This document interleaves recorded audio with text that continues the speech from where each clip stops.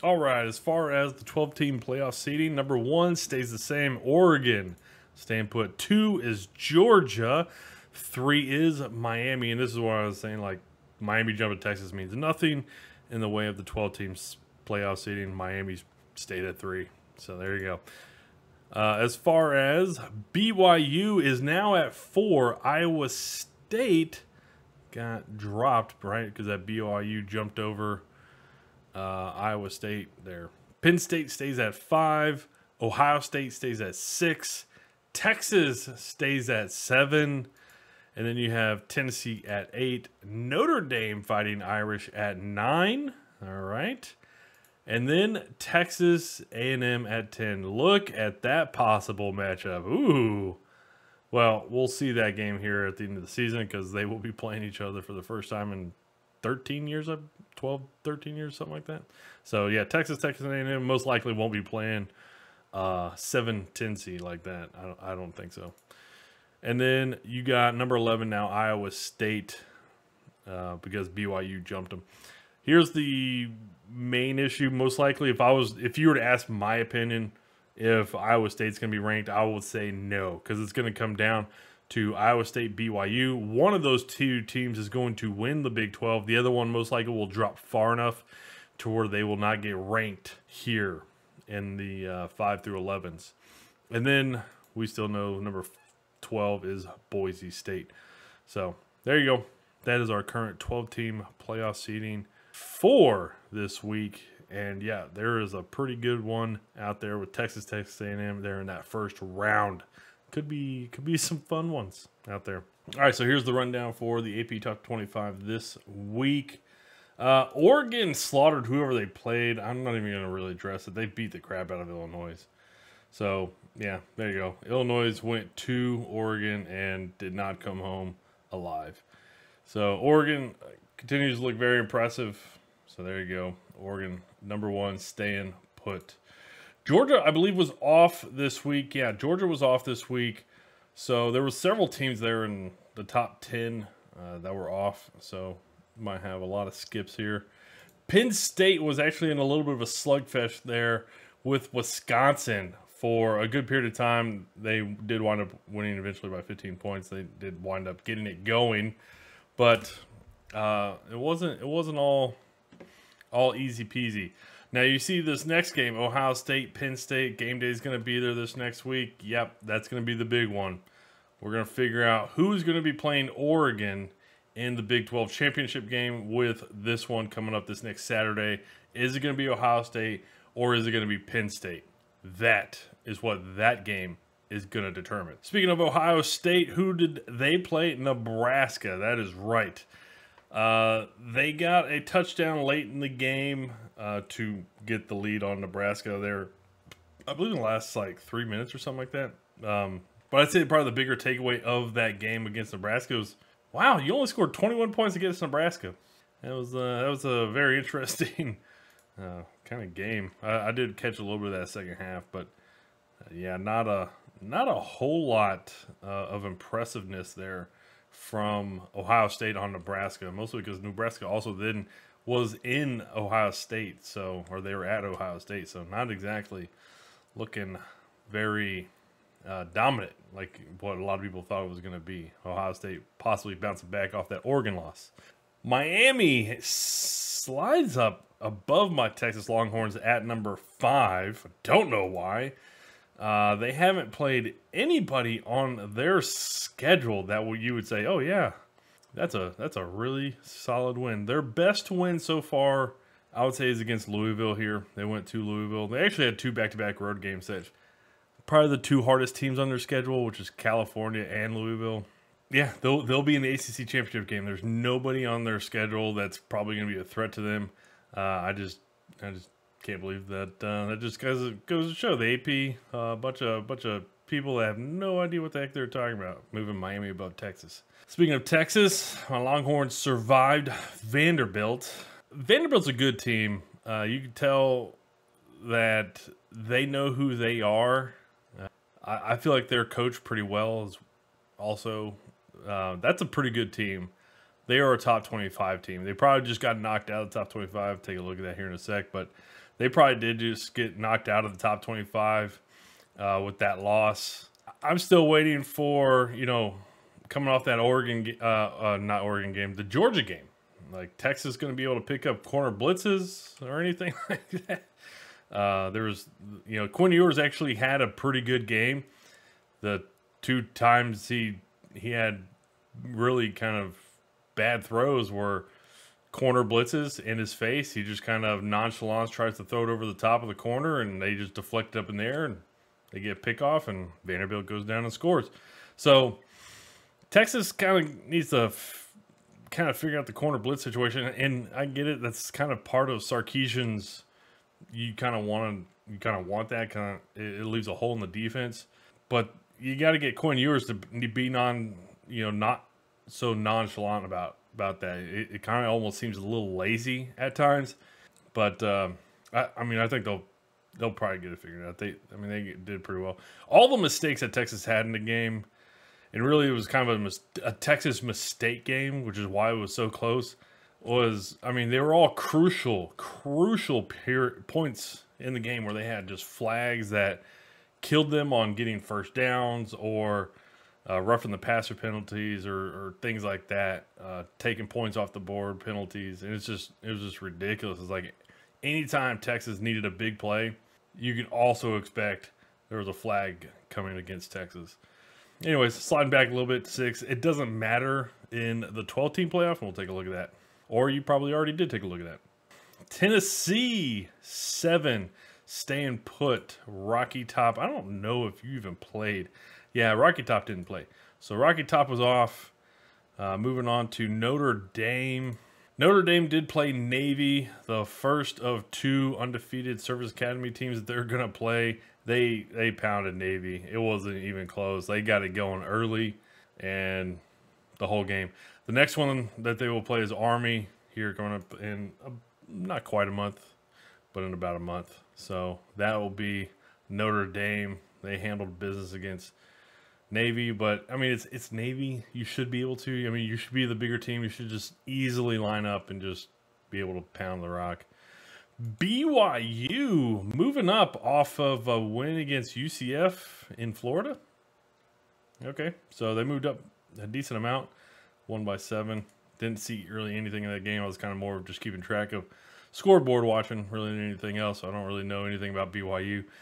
I'll be pretty honest. I don't really care to see BYU and Iowa State much. I'm gonna skip Texas A&M for a second. Let me go to Iowa State because Iowa State was off, so Iowa State didn't even play. And these 2 teams, Iowa State and BYU. Iowa State's going to have Kansas State coming up at the end of the year, but if they meet in the Big 12 championship game, that'll be a big one. That's not even going to determine a top 4 playoff seeding, but that might determine one of these 2 is so low in this 12, the 12 ranking here on the AP at least, that it might knock the loser out. So, yeah, those 2, BYU, Iowa State, that's kind of want to see one of y'all get a little bit higher. It kind of gives you a little bit of wiggle room, but it's not really happening. Texas A&M had the big win over the weekend. I've said it before, while Texas A&M kind of had Connor Wigman was injured, and they had this is it Marcel Darcel Reed? Is it Marcel or Darcel Reed? It was it's Marcel Reed. So about I'll say about halfway through the third quarter, Marcel Reed comes in, and Texas A&M on offense was struggle busting. They were struggle busting so hard. They had 7 points up to that point in time in the game. Reed comes in, gets a touchdown. And it was a short field. I think it was like a 1 play. He ran the ball in, touchdown. So it wasn't like he needed to do anything crazy, but he got the touchdown pretty quickly there. And then it seemed like Reed was then playing across all aspects of the game for A&M. Like the defense picked it up, the blitzing, the pressure, then on the LSU quarterback was a lot more intense. A&M after that point in time, I believe, got 2 picks, and that really kind of helped them then go on and get the lead, because when Reed came into the game, it was 17-7, and then they got the touchdown with Reed. It was 14, and then they got a turnover, I believe another turnover, or I think they got a turnover. They went down the field, scored, so then they were up 21-17 in just a matter of a few minutes, and then they got stops, they got big plays. The defense was just all over LSU, and it was, I think Reed only completed 2 passes from what I heard by the end of the game. Just two passes. I think one was like a 50-yarder, one was like a 17-yarder, and it was just crazy. LSU looked like they had no game plan for Reed. They made no adjustments for him at all once he came into the game. He's played half the season. How do you not have, hey, if he comes in the game, we're going to go to a QB spy or 2 QB spy type of defense. Like, but they did none of that. It was crazy. None of that. Like, Reed just went in there and just ran all over them. Threw 2 passes and ran all over them. It was nuts. And anyway, that jolted every phase for the Aggies. And whew, they got a big win. That second half was huge, and really a lot of that was the second part of the third quarter and the fourth quarter. So A&M play, if A&M plays like that, they're going to be a tough out at any point. But they also played like themselves in the first half, and it's like, gosh, I hear about it from my Aggie side of the family, man. It's just like, why do we play like crap? And then they just have like these highs and lows that it's so infuriating for the fan base. Anyways, A&M got that big win. They looked very impressive when Reed came in. So there you go. BYU 9, A&M 10, Iowa State 11. Also 11 is Clemson. Now, Clemson was off this week. They did not play this week. So yeah, Clemson was off.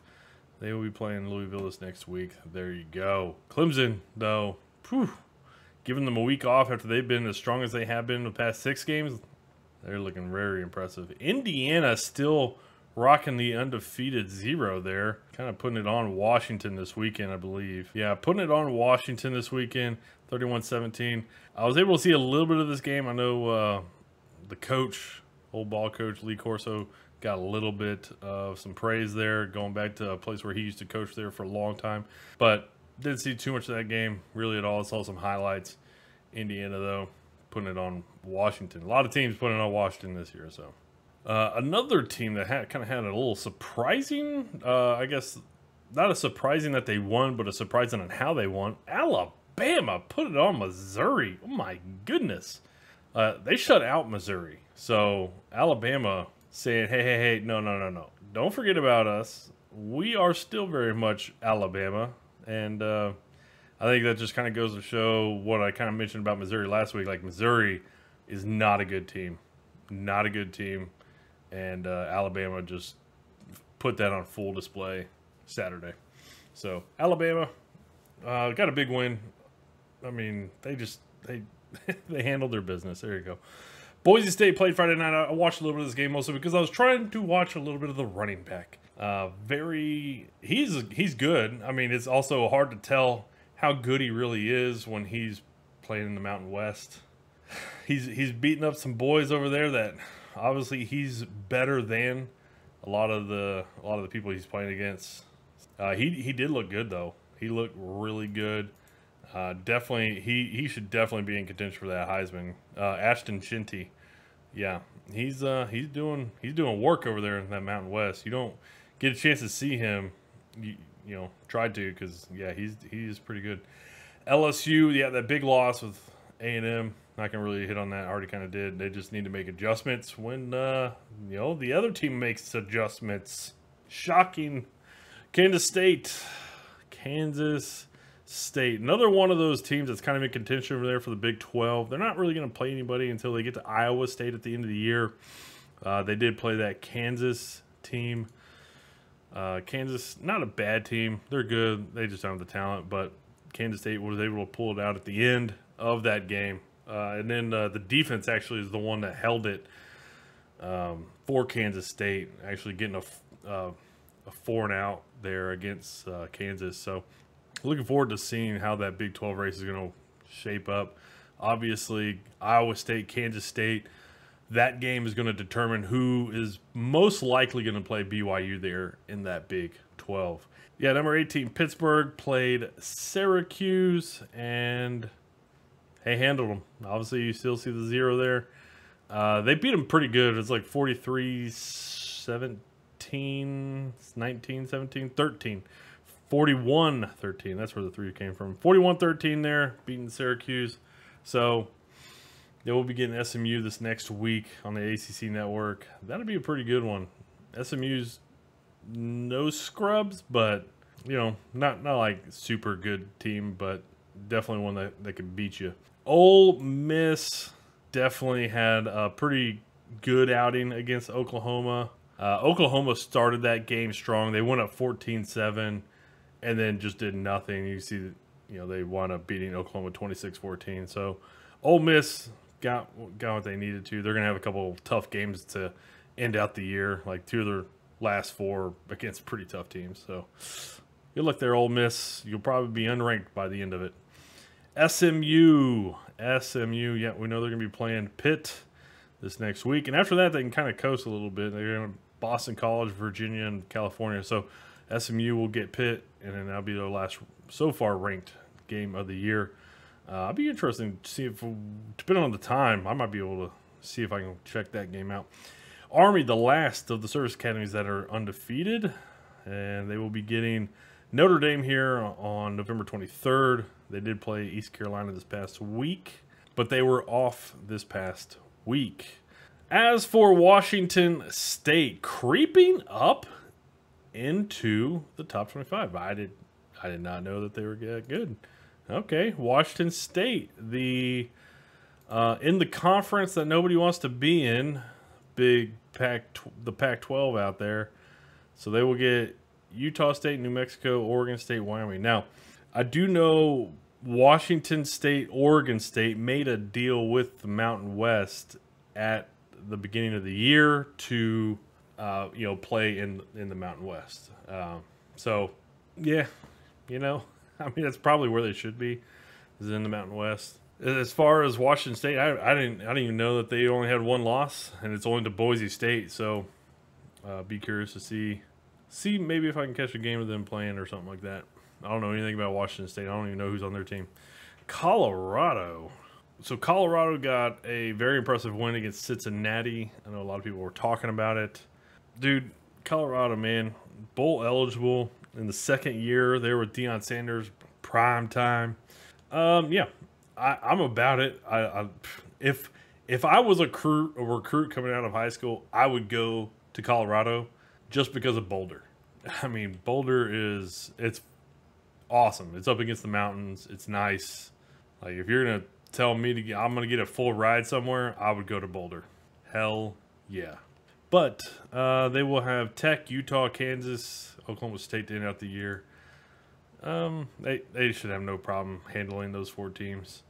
But yeah, Colorado, they're ranked for the first time this year, I believe. Illinois went down to Oregon. What do you expect? I mean, Oregon's number 1 team in the country. They just absolutely owned Illinois, so there you go. I kind of can't believe Missouri's ranked. How does a top 25 team get shut out and they're ranked? I don't know. Vanderbilt should be ranked over Missouri, and Vanderbilt is basically ranked number 25 there, just right outside the top 25. So Vanderbilt should be ranked over Missouri. There's no reason why Missouri should be ranked in top 25.